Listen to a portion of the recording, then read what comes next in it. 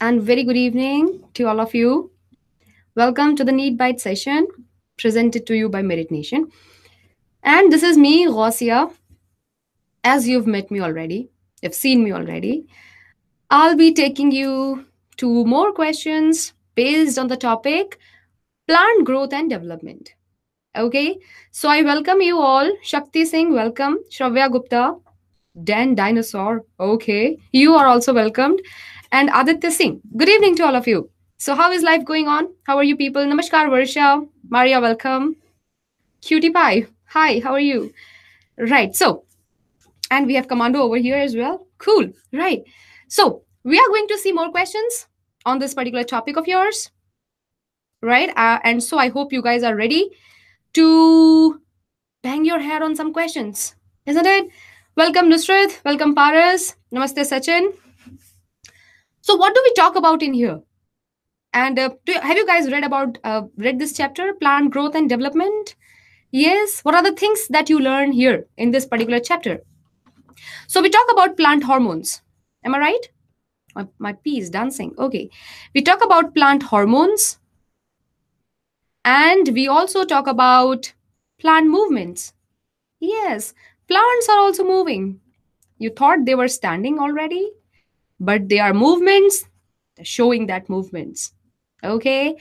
And we also talk about the habits of plant. We talk about photoperiodism, right? I'll explain this term in the question itself. These are the few topics that we need to focus in today. All right. Yes, you are a JJEE student. You're welcome in the NEET session. Okay, you're welcome in here. All right. I'm fine. I'm good. Thank you, Aman. Hi, Nikki. So, shall we start the class? And one thing I want to tell you with a much regret in my heart that we may not have the quiz session today because at the back end we are still working on the fixing material. Nonetheless, I'll still make sure that you get the feeling of quiz, okay? Because even if nobody is watching, you are watching yourself, okay?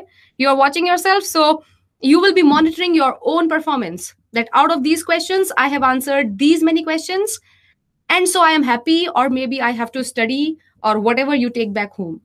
All right. Okay, Shayan, you are a CBSE student. I'm so blessed to have you.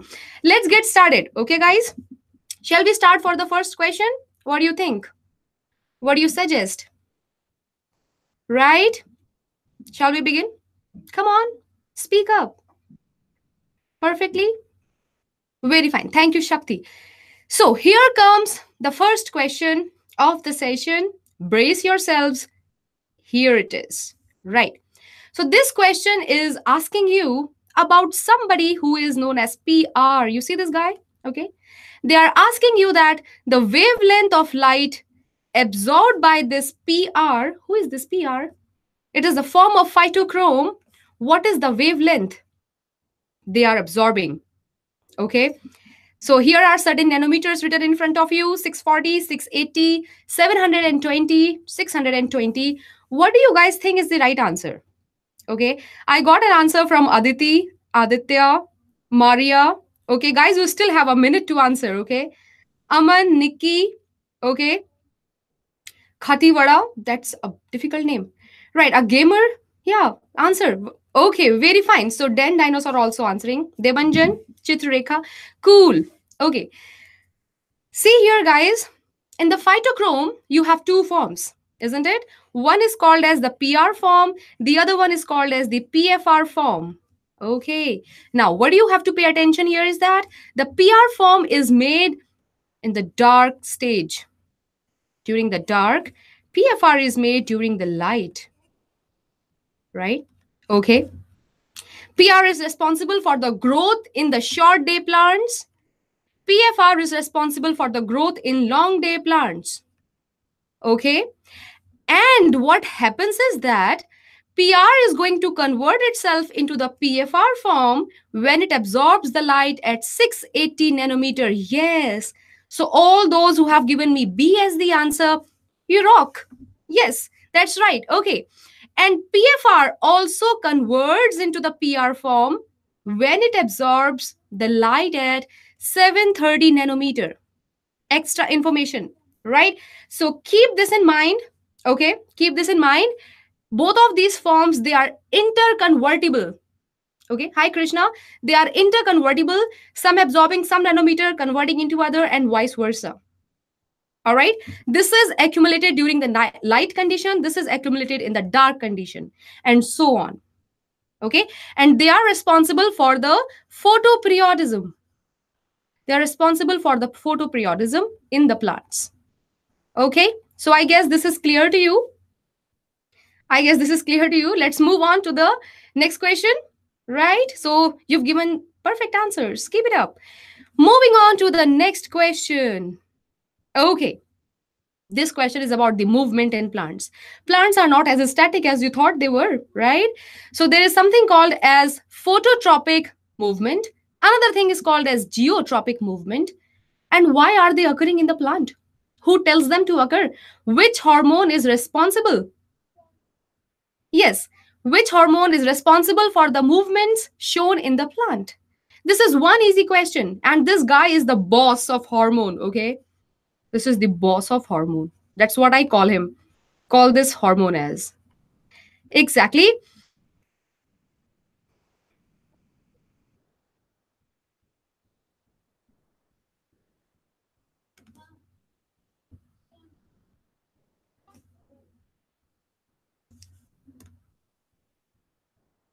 Right. I'm sorry for this glitch.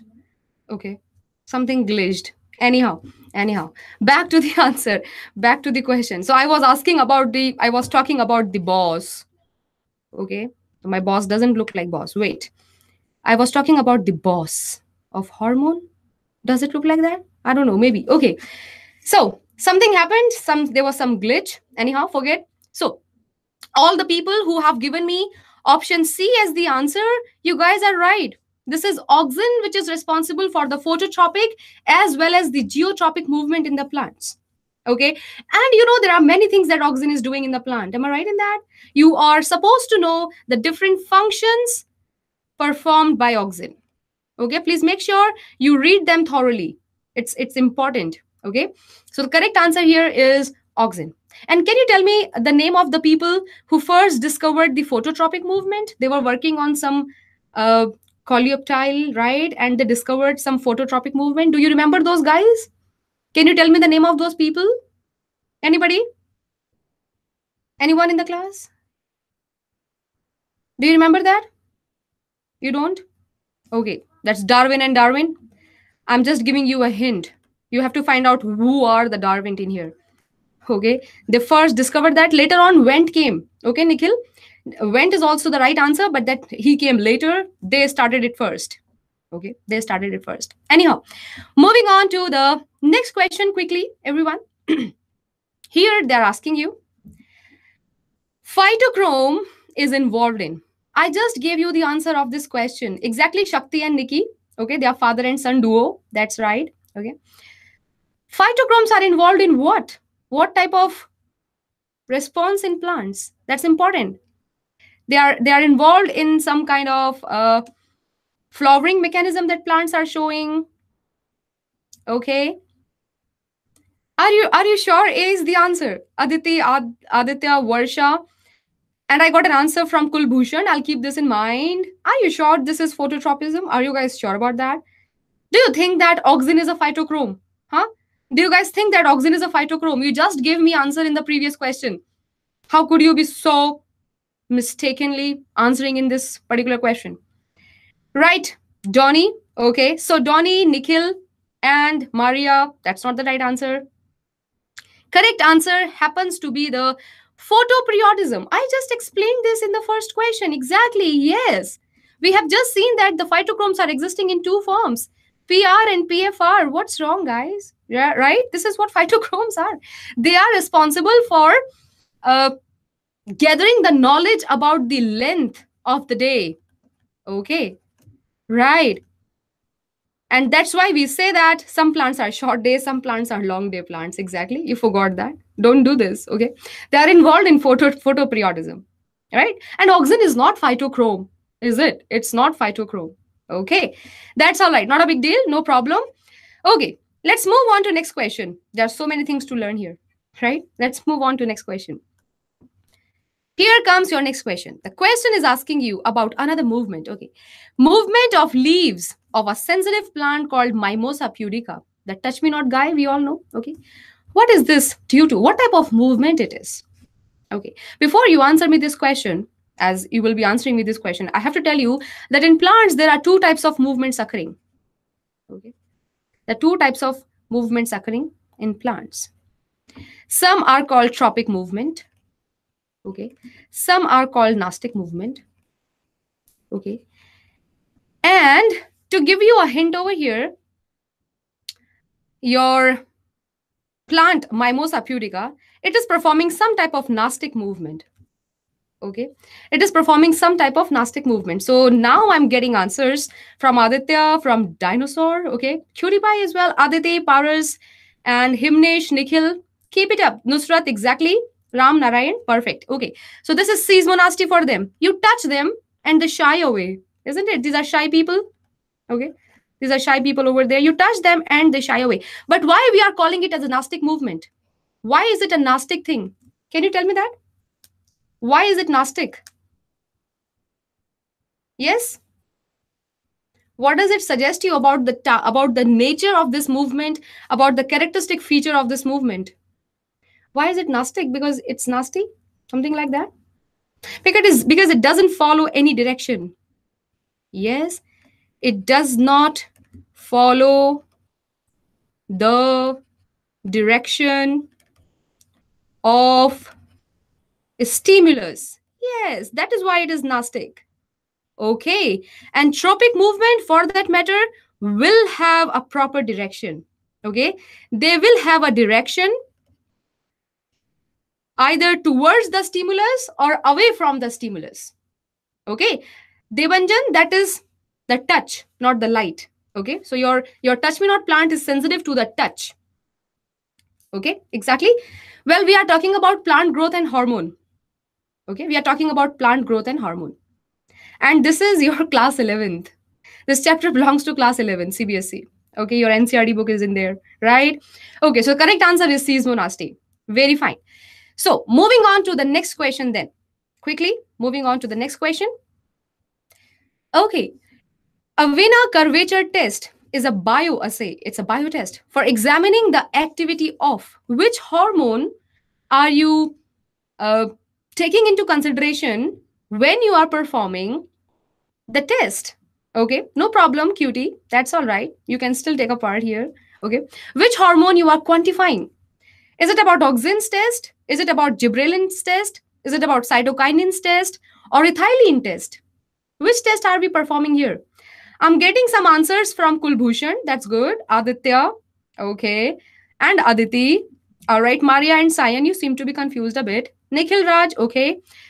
Right, people, you are correct. When all those who are giving me option A as the answer, yeah, in a bioassay test, we are performing the test for auxins. We are testing the presence of auxin. Also, we are performing the strength of the auxin. We are trying to find out how much power the auxins are leading to the curvature. Okay, and this curvature is nothing. It is just phototropism. Okay, it is just phototropism type of movement shown by the coleoptile here. Understand? No problem. So auxin is the right answer. Okay. Sayan, don't be sorry. You don't even have biology. It's okay. At least you are trying to answer. Keep it up. Very fine. Moving on to the next question. Right.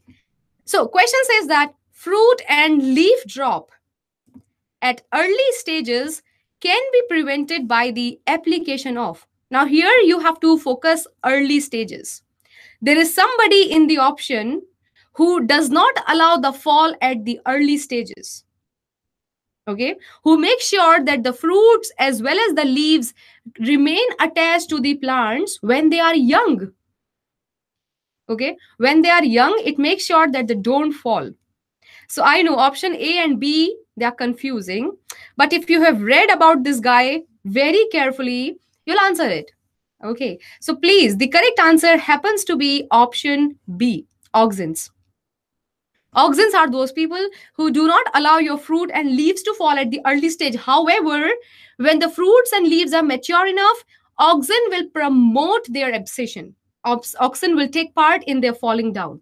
That is why in the very beginning I called Auxin as the bosses of hormone. It's a boss of hormone. Okay. It is simply working sometimes like the brain of plants. Okay. So Auxin is the right answer. All right. So please make sure you read about Auxin more and more. Okay. Exactly. Early is written over here. Exactly, Nikki. Very fine. Moving on to the next question. Right. Here, the question is asking that the application of synthetic plant hormones, okay, artificial plant hormones like indole acetic acid, IAA, okay, indole butyric acid, IBA, naphthalene acetic acid are best described as. So you are supposed to know, first of all, who are these people, which category of plant hormones they belong to, okay, whether they belong to auxins, whether they belong to cytokinins, gibberellins, abscisic acid, ethylene, what are they belonging to? Okay, and then what are they going to do if you are applying them onto your crops, right? So they are going to prevent the early fruit fall before the harvesting, and they are also used in inducing the parthenocarpy. Okay. Or maybe they are preventing only the early fruit fall, or maybe they are used in production of seedless fruits, and they are responsible for making large fruits. Okay. So I am having right answers from Aditi, Mahesh, Nusrat, Nikki, Sukant. Keep it up. Okay. All of you. Very fine. Option A is the right answer. Perfectly. So these hormones belong to the category of auxins. Okay. These are synthetic auxins, right? And you know that auxin, already we have learned that it prevents the early fruit fall. We've learned that already. Not only that, auxin is responsible for producing the parthenocarpic fruit. Okay. And today your homework is what are parthenocarpic fruits? What they are? You have to look into that. Okay. What are parthenocarpic fruits? How are they different from the normal fruits? All right. So this is the right answer. Go back home. If you are already at home, then go back to your books and try to find out the answer. Now we are going on to the next question. Okay. Here we arrive at the next question. Gibberellins can promote seed germination. This is their property. Okay. Because of their influence on. What are they influencing on? Right, Maria, produced without true fertilization. Okay. So, how are gibberellins capable of doing seed promotion, seed germination? How can they do it? What is something they are working on? Okay. I'll tell you my name at the end of the video. All right. What is something they are involved in? Anybody? Quickly, I want the answers. Got an answer from Aditya Singh. Okay. Sujata, are you sure about that? Maria Rizvi. Okay. Varsha, are you sure about that answer? Nikki and Shakti as well trying to answer. All right. Some of you are confused. Some of you are hitting at the bullseye. Right. Let me have few more. Nikhil Raj. Okay, that's right. So those of you who are answering option B, you are correct. Rockstars, keep it up. Exactly. Production of hydrolyzing enzymes. Now you should know that gibberellin promote the production of amylases and proteases in the seed. Okay, it acts on the amylases and proteases, and what it does is that it makes sure that the endosperm starts its consumption. Endosperm is consumed so that seed can be germinated. Okay, so this is the right answer. It makes sure that all the hydrolyzing enzymes are activated and produced.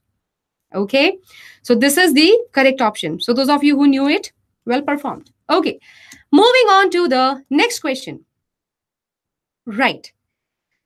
So, no problem, Shreya, welcome. Pruning of plants promote branching because the axillary buds get sensitized to. Now, what does it mean here?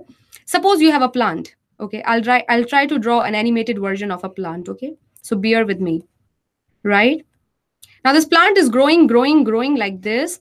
Suppose if you cut the top of the plant using those big pair of scissors, you take them and you cut the top of the plant. Okay, let's just cut the top of the plant. If you do that, the plants will start growing with the axillary buds. They'll start growing sideways. Why does that happen? Okay, why does that happen? This is what you have to answer here. Right, I'm getting answers from Varsha, Shreya, Paras, and Mahesh. Okay, all right, Aditi as well. Keep it up. Can I have few more answers? Nikhil. All right, all right. Okay, that's good. That's good, Varsha. Thank you. And dinosaur as well. Maria. Perfect, Aditya Singh. Exactly. So correct answer is cytokinin. You know that cytokinin, they promote, actually they are against what? Apical dominance. Okay, they are against the apical dominance. And who promotes the apical dominance? Apical dominance is promoted by the boss, Auxin. Okay, so when you are taking the scissors and you are cutting the top, you are simply removing the boss. When the boss is not there, this guy will function. It's like you grow in the sideways. Okay, the plant will start growing from the axillary bud. Exactly. So you are getting it right, everyone. Okay, this is cytokinin functioning in the axillary growth. Okay, perfect. Moving on to the next question. Here we arrive at question. Next question. Which breaks dormancy of potato tuber? Right? The question basically is asking you the breaking of dormancy. Who does that? Okay. Be it potato tuber. Okay. So they are asking you which hormone is responsible for breaking the dormancy. Right? Come on. What should be the right answer? You know, we've just done that. We've just done this particular question. So Varsha, Aditya, Maria, Shreya, Aditi, Sayan, Paras, Utkarsh, keep it up, everyone. Gibberellin is the right answer. Okay, you all are rocking it correctly. Gibberellins are the right answer. They break seed dormancy. Exactly. And who promotes the seed dormancy? Who promotes the seed dormancy? Can you tell me this person? Who does the promotion of seed dormancy? Who does that? Yes. Anybody from out there? Who promotes the seed dormancy? Yeah, A is right, exactly. Abscisic acid. Yes, Aditya. That's right. Abscisic acid is the promoter of dormancy. Perfectly, Maria. Exactly, Paras. Cool. Fine. Very good. Okay. Moving on to the next question. Arriving at the next question. Okay. Induction of cell division and delay in senescence is done by. Now, here is somebody who is working with Auxin and promoting cell division. So I'm saying working with Auxin. Definitely, I'm not talking about Auxin. Okay. There is somebody who helps Auxin.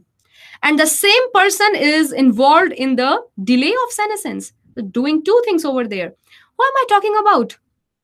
And the name also goes with cell division type of thing. Exactly. So again, Aditya, Maria, Nikki, Nusrat, Nikhil, Aditi, Sukant, Paras, keep it up. Exactly, that's right. Cytokinins are the right example, right person we are talking about. They are responsible for induction of cell division along with the Auxin, and so also responsible for delaying the senescence. A is the correct answer. Okay, so that's a very good response you guys have shown me till now. Keep it up. Okay, moving on to next question. Right. Natural cytokinins are synthesized in tissues that are. So, in what type of tissues will you find cytokinins being synthesized actively? What type of tissues? In the senescent tissues, you will find them. In the rapidly dividing tissues, they will be produced. In those tissues that are storing food material, or those tissues that are showing differentiation. All right, this is one easy question. Mahi, Aditya again, Sayan, Paras, Maria, Shreya Kumari, Varsha, Aditi. Okay, all of you, very fine. So rapidly dividing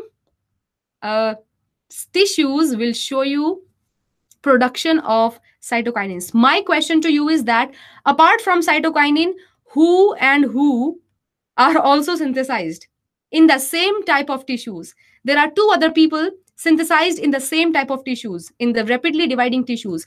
Can you tell me the name of those hormones here? Quickly, if you can. Can you tell me about them? They are also synthesized in the actively dividing tissues. Anybody? Any idea? So first one are the boss. Yes, first one are the boss, auxins. The next ones are the gibberellins. Okay, next one are the gibberellins. All right. They are also synthesized in the actively dividing tissues. Perfectly. Okay. Now, moving on to the next question. So, which one of the following hormones is involved in the ripening of fruits? This is one of the easiest question in the entire universe from this chapter. Okay.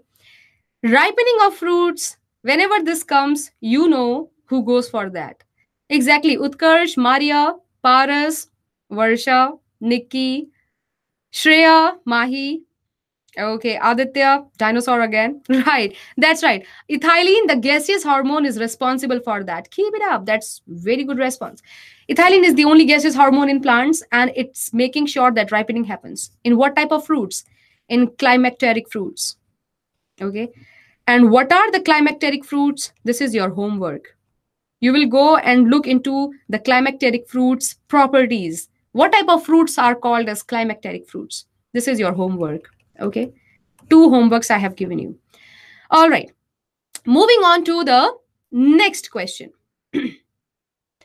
Why is Vivipary an undesirable character for annual crop plants? We don't want our crop plants, okay? We don't want them to show Vivipary. Why? Why is this an undesirable character? With reference to the crop plants, if you talk, okay? Because they induce the vigor, they are reducing the vigor of the plant. Is that so? The seeds are exhibiting long dormancy. They are adversely affecting the fertility of the plant, or because due to the vivipary, seeds cannot be stored under normal conditions for the next season. Okay. All right. So I got the answer from Meghna. Hi, Meghna. Sayan, Mahi, Paras, Mahesh, Aditi, Varsha, Shreya, Himnesh. Exactly. Option D is right. See what happens in vivipary. The seeds germinate on the plant. Okay. Seeds germinate on the plant itself. Exactly. So you will not be able to store them. Exactly, Shakti, you are right. You'll not be able to store them. And when you cannot store them, what are you going to have for the next season? So we don't want this type of thing in the crop plants. Okay. All right. No problem, Meghna. So this is why D is the correct option. Understandable? Now, moving on to the last question of the session. This is the last question of the session. Which of the following growth regulator is termed as stress hormone? You know this person, all of you. You know this guy like anything. The stress hormone, which is helping the plant to overcome the NEET preparation stress. Plants are also under stress of NEET preparation. Okay. So this guy is helping them out. Okay. Utkarsh, Maria, Sukan, Paras. Right. Exactly. All of you, all those who are giving me option A as the answer, you're correct. That's good. Abscisic acid is the stress hormone. And what type of stresses it is relieving?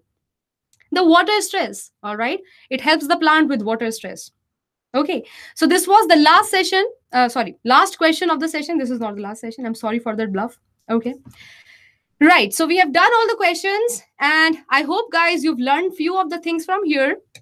Most of you have given me the right answer. So I'm really happy about that. You're rocking with your preparation. Keep on doing like that. We will meet again in the next session with some more questions. Exactly. Maria, this is one of the type of gibberellins. Okay. Gibberellins come in many form for like GA1, GA2. There is a whole family of GA. Okay. Shreya, we've done 15 questions in all. All right. We've done 15 questions in all. My name is Gausia. Thank you. Okay. Right. So I take your leave now, guys. I wish you all the very best for your preparation. Stay healthy. Stay with good frame of mind. We will meet again in the next session. Till then, bye-bye. Take care.